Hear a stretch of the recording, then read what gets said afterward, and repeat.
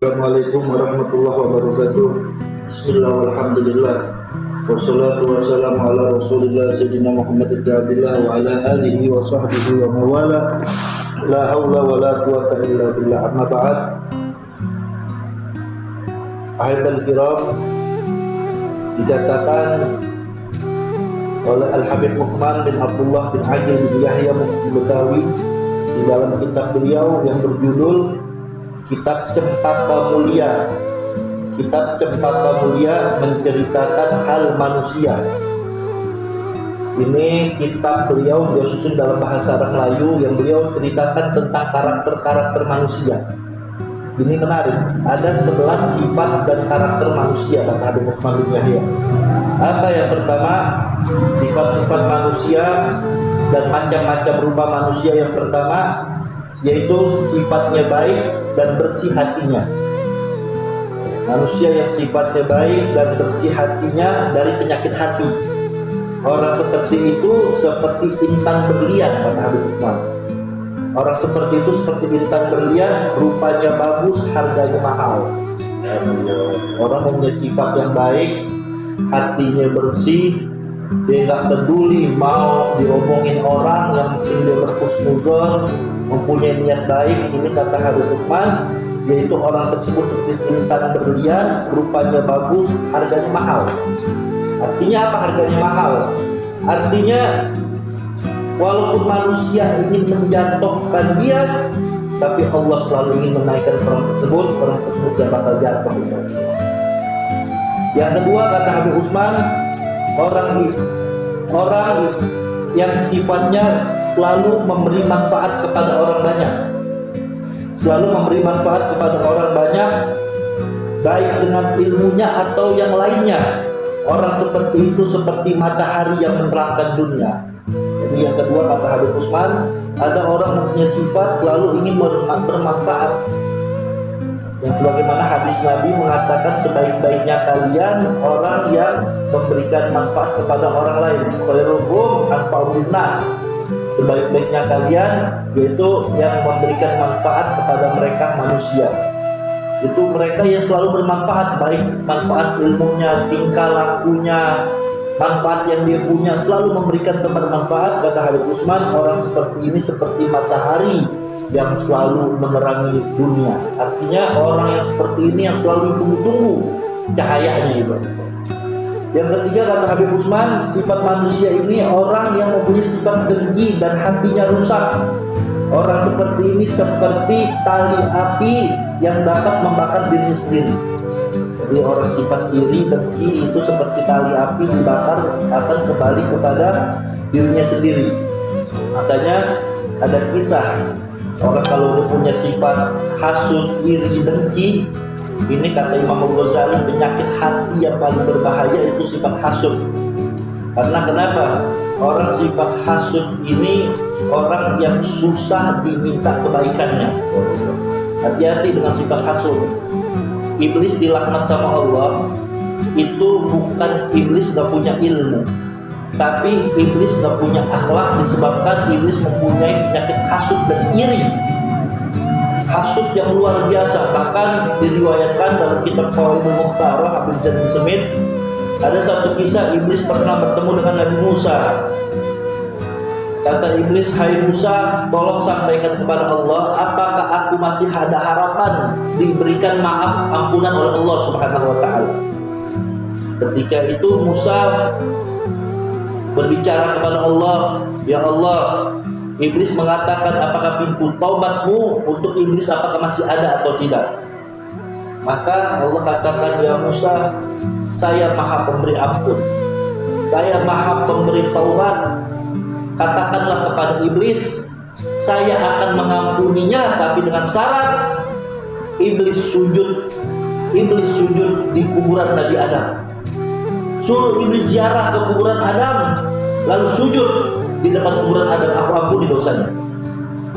Lalu ketika itu Nabi Musa mengatakan, ya iblis, Allah akan mengampuni dosamu manakala dengan syarat engkau sujud di kubur Nabi Adam, kau minta maaf kepada dia. Akhirnya ketika itu iblis mengatakan, ya Musa, ketahuilah Jangankan Adam sudah mati, sudah meninggal, selagi Adam masih hidup saja aku nggak mau sujud, apalagi Adam sudah menjadi bangkai, sudah mati. Kata iblis seperti itu dengan kesombongan itu. Biarlah aku dilaknat sama Allah daripada aku mesti sujud kepada Adam. Ini sifat hasud, sifat sombong. Orang kalau dia sombong bahwasanya kebenaran itu nggak bakal datang di depan matanya ibarat. Makanya kata Habib Usman, ada tipe kalau orang yang ketiga, orang yang dengki, yang hatinya busuk, itu seperti rupa tali api yang dapat membakar dirinya sendiri ibarat. Ada satu kisah menarik. Dulu di zaman Khalifah Al-Muqtasim Muhammad Harun Ar-Rasyid, ada orang soleh. Orang soleh ini dekat sama Khalifah Al-Muqtasim. Orang soleh, nggak punya niat apa-apa, cuman memberikan nasihat. Saking nasihatnya baik, ini orang tersebut yaitu diperlakukan baik dengan Khalifah, dekat dengan Khalifah. Ketika itu ada menteri dari Al-Muqtasim ini melihat dengan rasa hasud. Dia melihat dengan pandangan hasud, ini orang kalau dekat bisa mengusik kedudukan dia di hadapan Khalifah. Bagaimana caranya aku bisa singkirkan ini orang? Dengan kehasudannya. Singkat cerita, menteri yang hasud tersebut ketika itu mengajak makan orang soleh tersebut, diajak makan, lalu ketika itu makanan tersebut dipakai bawang dan sebagainya. Lalu menteri tersebut mengatakan kepada orang soleh, kata menteri, wahai fulan, Khalifah itu tidak suka dengan bau bawang. Engkau habis makan bawang. Kalau engkau nanti dipanggil sama Khalifah, maka engkau ngobrol sama Khalifah sambil engkau tutup mulutmu supaya engkau punya bau bawang tidak tercium sama Khalifah. Di satu sisi menteri tersebut juga menghasut Khalifah. Menteri tersebut mengatakan, wahai Khalifah, engkau dibilang sama orang tersebut engkau memiliki yaitu mulut yang bau. Akhirnya Khalifah marah. Ya benar, iya, kalau nggak percaya nanti orang tersebut akan menemuimu, ngobrol denganmu dengan cara menutupi hidungnya. Itu berarti dia sedang menyindirmu Khalifah, menyindir bahwasanya kau punya mulut bau. Difitnah karena hasud. Singkat cerita, orang soleh tersebut ketika itu mendatangi Khalifah. Orang soleh tersebut ketika itu dia sadar bahwasanya dirinya habis makan bawang, sedangkan Khalifah ada bawang. Ketika itu ngobrol, tetapi orang soleh tersebut mengobrol sambil menutup mulutnya supaya tidak tercium bawang kepada Khalifah. Dengan niat yaitu bukan untuk menghina Khalifah, tapi supaya Khalifah tidak terasa bau bawang yang dia habis makan. Tetapi Khalifah punya pikiran beda karena terhasut sama menterinya tadi. Dalam hati Khalifah, ini orang berarti sudah menghina aku. Ini orang sudah menghina aku. Ternyata benar apa yang dikatakan oleh menteriku, bahwasanya ini orang telah menghinaku, bahwasanya mulut aku bau. Buktinya dia ngobrol dengan aku dengan menutup mulutnya sambil dalam hati Khalifah ngomong tersebut. Wah, ternyata benar menterinya. Singkat cerita, ketika itu sang Khalifah menulis surat dan surat tersebut dikasih kepada orang soleh. Kata Khalifah, wahai fulan, engkau sampaikan surat pesanku ini kepada ajudanku. Ketika orang soleh tersebut keluar dari kamar Khalifah membawa surat, yang dimana surat itu isinya sebetulnya untuk membunuh orang soleh tersebut. Di dalam surat tersebut dikatakan bahwasanya ditulis sama Khalifah bahwasanya barang siapa yang membawa surat ini langsung penggal kepalanya. Tapi orang soleh tersebut nggak tahu itu surat isinya apa. Singkat cerita, orang soleh tersebut dengan rasa punya niat yang baik, dia keluar dari kamar Khalifah membawa surat tersebut. Ketika itu sang menteri melihat, menteri yang hasud melihat, Dia melihat bahwasanya khalifah memberikan sesuatu kepada orang tersebut. Dikiranya khalifah memberikan uang. Akhirnya singkat cerita, sang menteri ketika itu mencegat, menghadang orang soleh tersebut. Sang menteri tersebut mengatakan, wahai fulan, khalifah tadi aku lihat memberi apa kepada engkau? Oh, ini adalah titipan dari khalifah untuk aku sampaikan kepada ajudannya. Akhirnya sang menteri tersebut mengatakan, kalau begitu biar saja aku yang mengantar titipan khalifah ke ajudan. Dikira ini isi amanatnya hadiah. Tapi orang soleh tersebut mengatakan, jangan, biar saya saja. Enggak, biar saya saja. Biar saya saja yang memberikan amanat khalifah kepada ajudan. Singkat cerita, surat tersebut dibawa sama menteri tersebut, menteri yang hasil. Dikira hadiah sih. Ketika menteri tersebut memberikan surat kepada ajudan, dibuka sama ajudan, ternyata isinya membuat kaget menteri tersebut. Isinya apa? Isi dalam surat itu mengatakan, kalau engkau menerima surat dari orang tersebut, maka penggallah kepalanya. Lalu ajudan khalifah tersebut mengatakan, kau akan aku penggal sebagaimana wasiat surat dari khalifah, karena khalifah menulis surat, yaitu orang yang membawa surat ini kepadamu langsung penggal kepalanya. Singkat cerita, sang menteri mengatakan, oh bukan aku, bukan saya yang dititipkan sama khalifah, surat tadi dititipkan sama khalifah kepada orang tersebut, bukan saya awalnya. Akhirnya sang ajudan tidak mau tahu, ajudan tahunya engkau yang menerima surat, maka akhirnya orang tersebut dipenggal sampai mati.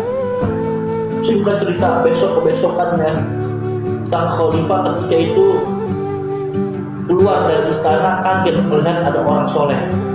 Ada orang soleh tersebut, kok masih hidup, bukan sudah dipenggal kepalanya. Singkat cerita, bahwasanya ditanya sama khalifah, kenapa kau hidup? Padahal kemarin aku tulis surat untuk memenggal kepalamu yang membawa surat ini. Akhirnya kata orang soleh tersebut, aku belum ditakdirkan mati wahai khalifah. Surat yang kau kasih yang tadinya aku mau berikan kepada ajudan, ternyata direbut sama sang menteri. Menteri tersebut mengira ini hadiah. Akhirnya menteri tersebut, yaitu dengan keserakahannya, ingin membawa surat tersebut ke ajudanmu. Akhirnya singkat cerita, sang khalifah bertahayul, apakah betul dikatakan oleh menteriku yang kemarin bahwasanya engkau mengatakan mulut aku bau? Akhirnya engkau berbicara denganku, engkau menutup ini mulut. Akhirnya orang soleh tersebut mengatakan, tidak betul wahai khalifah, itu dusta. Tidaklah aku menutup mulutku ketika mengobrol kepadamu kemarin, lantaran aku tidak mau aroma bawang yang ada, aroma bau bawang yang ada dalam mulutku ini tercium kepadamu, karena sang menteri kau mengatakan kau paling gak suka dengan bau bawang. Maka dari itu, untuk menghindari aroma bawang, aku tutup mulutku. Akhirnya sang khalifah minta maaf, dan betul-betul khalifah tersebut yaitu merasa salah, ternyata orang ini orang baik. Apa dari kisah ini yang bisa kita ambil? Bahwasanya menteri tersebut ingin menjatuhkan orang soleh dengan cara yaitu menghasut, dengan cara iri dengki, tapi hasutnya tersebut kembali mudaratnya kepada sang menteri tersebut. Maka dari itu, yang ketiga kata Habib Utsman, rupa manusia itu ada orang yang hasut, dengki, seperti rupanya, yaitu digambarkan seperti tali api yang dapat membakar diri sendiri. Yang keempat kata Habib Utsman, sifat manusia ini ada orang yang suka mulutnya mencela orang lain atau memfitnah orang lain. Orang yang suka mencela dan memfitnah orang lain, menghibah orang lain, maka orang seperti ini kata Habib Utsman seperti anjing yang menggonggong. Makanya Nabi mengatakan dalam hadisnya bahwasanya khairukum man salima min lisani wa yadihi, sebaik-baiknya kalian orang yang merasa selamat dari gangguan lisan kalian dan tangan kalian. Yang menarik dalam hadis tersebut, Nabi dahulukan lisan. Kenapa bukan tangan yang didahulukan? Karena lisan bisa menyakiti orang walaupun orang itu jauh, dengan cara memfitnahnya, dengan cara yaitu mengadu domba. Kalau tangan bisa menyakiti manakala jaraknya dekat, tapi kalau lisan, orang yang jauh bisa tersakiti juga. Lalu yang kelima Kata Habib Usman, ada tipe orang yang suka menjatuhkan orang lain, temannya menjatuhkan orang lain, selalu mengorek-orek aib orang lain, selalu mencari celah kesalahan orang lain, yang hobinya menjatuhkan orang lain. Kata Habib Usman, orang seperti ini, yaitu orang seperti digambarkan oleh Habib Usman seperti ular dan tikus. Yang keenam, ada tipikal orang yang mengajarkan kebaikan kepada orang, namun dia sendiri melakukan kejahatan. Dia menganjurkan kebaikan, tapi dia sendiri melakukan kejahatan. Orang seperti ini ibarat sumbu lampu yang menerangi orang lain, namun dia sendiri terbakar. Yang ketujuh, kata Habib Usman, orang yang memiliki sifat, yaitu orang yang dia punya kelebihan tapi nggak sombong. Ada manusia karakter tersebut, dia punya kelebihan tapi dia tidak sombong. Orang seperti ini seperti kembang ros yang rupanya bagus dan baunya wangi. Allah. Orang yang memiliki kelebihan tapi tidak sombong. Makanya hati-hati, kita jangan juga sombong. Sombong itu hanya pakaian Allah. Dikatakan dalam hadis kursi, kata Allah, sombong itu pakaianku, lidahku. Manusia yang memakai pakaianku akan jatuh. Maka dari itu Syekh Abdul Qadir Jailani pernah ada kisah menarik. Ketika itu sedang jalan Syekh Abdul Qadir Jailani, akhirnya ketemu orang pemuda yang ketika itu sedang mabuk. Akhirnya pemuda tersebut mengatakan, wahai Tuan Syekh, aku ingin bertanya 3 hal. Apakah boleh? Silakan. Mau tanya apa? Aku ingin bertanya, apakah Allah masih membuka pintu taubat kepadaku dengan aku banyak dosa seperti ini? Maka Syekh Abdul Qadir Jailani mengatakan, Allah Maha Pengampun selagi engkau betul-betul bertobat kepada Allah Subhanahu wa Ta'ala. Karena ampunan Allah lebih luas daripada murkanya Allah. Lalu yang kedua, aku mau tanya, wahai Tuan Syekh, apakah Allah mampu, apakah mungkin saya ini Allah jadikan seperti engkau orang soleh? Apakah mungkin saya bisa jadi orang soleh seperti engkau? Kata Syekh Abdul Qadir Jailani, mungkin. Kalau Allah berkehendak, nggak ada yang nggak mungkin, pasti terjadi.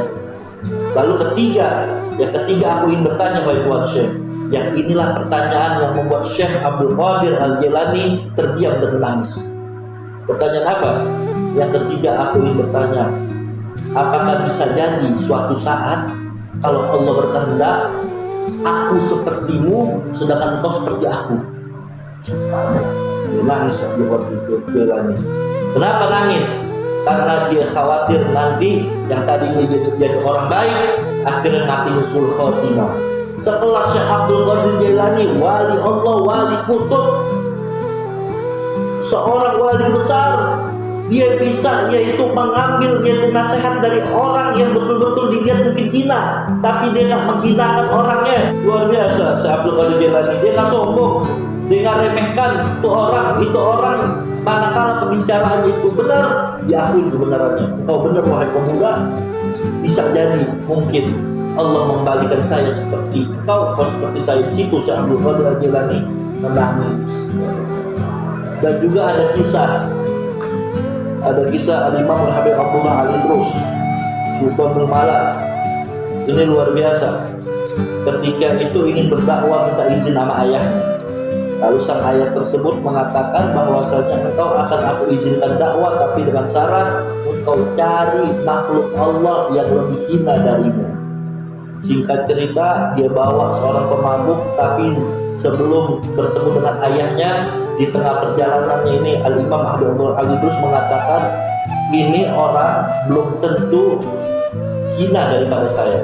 Sekarang mungkin dia keadaan seperti ini, saya keadaannya baik, tapi nggak ada yang menjamin nanti di akhir hayat saya bisa terbalik, saya menjadi orang yang husnul khotimah, orang menjadi husnul khotimah.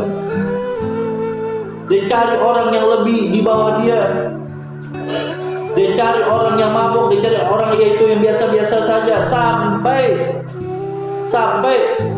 yaitu dia membawa binatang makhluk Allah yang hina. Tapi di tengah perjalanan dia mikir, ini binatang kalau nanti hari kiamat nggak masuk neraka, nggak masuk surga, tapi jadi lembu. Kalau saya manusia kemungkinan masuk neraka, ada kemungkinan masuk neraka. Neraka sehina-hinanya orang. Akhirnya Al-Imam Al-Habib Abdullah Al-Aidus mengatakan, wahai ayahku, aku belum ketemu orang yang lebih hina dari saya, makhluk yang lebih hina dari saya. Subhanallah. Ini mengajarkan supaya jangan sombong. Orang kalau tidak sombong, maka Allah akan angkat derajatnya. Tapi manakala orang yang sombong, maka Allah akan hinakan. Orang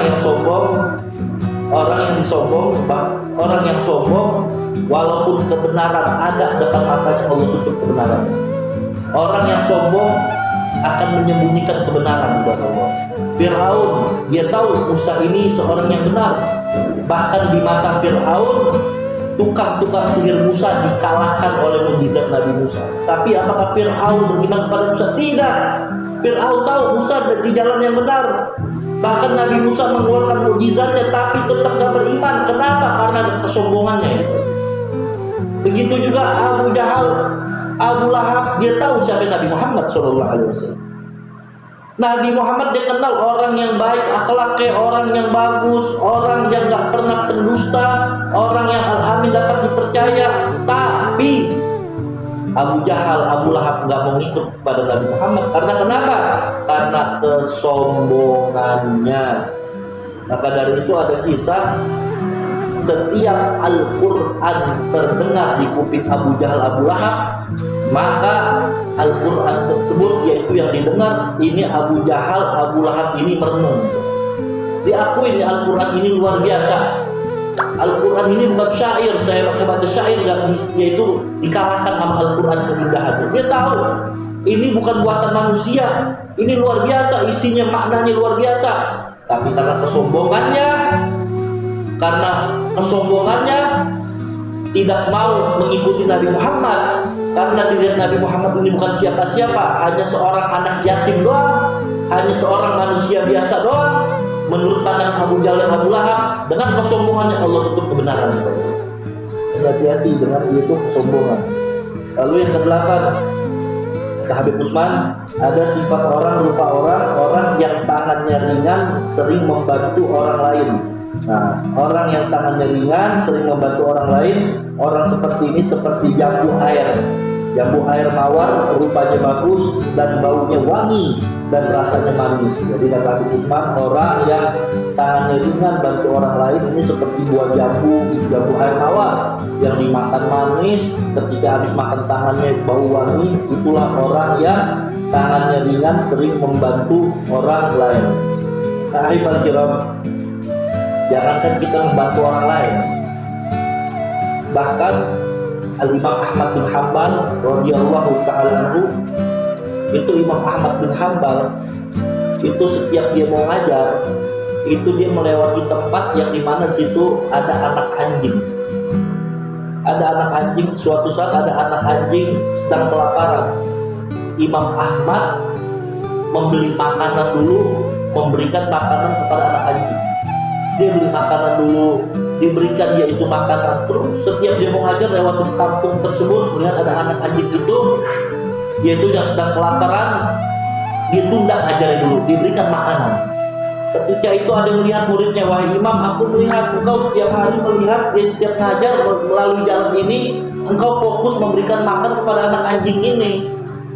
Kenapa? Padahal yaitu hanya seekor anak anjing. Apa jawaban Imam Ahmad bin Hanbal? Ketahuilah, anak anjing ini datang kepadaku mengharapkan supaya aku bisa memberikan makanan. Aku khawatir kalau andai kata aku nggak menyampaikan hajat anak anjing tersebut, nanti Allah nggak menyampaikan hajatku nanti di yaumul qiyamah. Itu pelajaran yang kita bisa ambil dari Allah.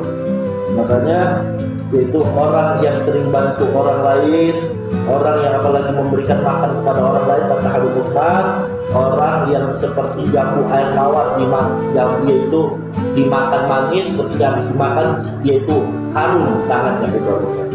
Makanya ada kisah Nabi Ibrahim alaihissalam ketika selesai bangun Ka'bah, sholat 1000 rakaat, maka Allah wahyukan, wahai Ibrahim, sholat engkau 1000 rakaat dengan engkau memberikan makan kepada orang yang lapar, pahalanya itu bisa sama.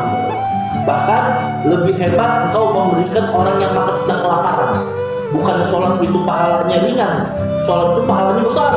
Tapi Allah ingin memberikan yaitu pendidikan bahwasanya ada yaitu amalan yang juga bisa menyamai, yaitu ketika kita memberikan makan kepada orang yang lapar. Yang kesembilan, kata Habib Utsman, orang yang membalas ada sifat orang yang membalas kebaikan kepada orang yang baik kepadanya. Ketika dia diberikan kebaikan, maka dia juga balas kebaikan. Orang seperti ini seperti tanah yang bagus, dikasih kepadanya satu biji gabah, maka ia balas dengan beberapa tangkai padi. Yang ke-10, kata Habib Utsman, orang yang punya sifat orang yang berbuat jahat kepada orang yang baik kepadanya, maka orang seperti ini yaitu seperti anjing yang menggigit tuannya sendiri yang sudah memberinya makan. Jadi ada orang punya sifat yaitu orang yang berbuat jahat kepada orang yang sudah baik. Ada orang yang baik begitu tapi kita jahatin. Ini kata Habib Utsman, ini sifat orang seperti sifat anjing yang makan tuannya sendiri. Yang terakhir, yang ke-11, kata Habib Utsman, ada orang yang sabar tiada membalas kejahatan orang lain, maka orang ini seperti buah di atas pohon. Dia selalu zalimin tapi dia nggak balas, dia serahkan kepada Allah. Itu kata Habib Utsman seperti yaitu seperti buah di atas pohon. Walaupun buahnya dilempar dengan batu, maka ia membalas melontarkan dengan buah, bukan dengan batu. Inilah sifat manusia. Ada 11 sifat manusia yang kita ada di mana dia bisa menilai hanya diri kita sendiri dan dua Allah Subhanahu wa taala. Inilah yang nasihat dari Habib Utsman dalam kitabnya, yaitu kitab Cempaka Mulia menceritakan hal manusia. Ini kita tulis, saya menulis buku tentang Tazwidul Ahya di kalangan Habib Utsman bin Yahya, bekal bagi orang-orang yang hidup dengan perkataan nasihat Habib Utsman bin Yahya yang kami ukil dari kitab-kitab karangan beliau. Nah, mudah-mudahan insyaallah kita bisa mengambil iktibar, hikmah, dan kita amalkan dalam kehidupan sehari-hari. Amin ya rabbal alamin. Assalamualaikum warahmatullahi wabarakatuh.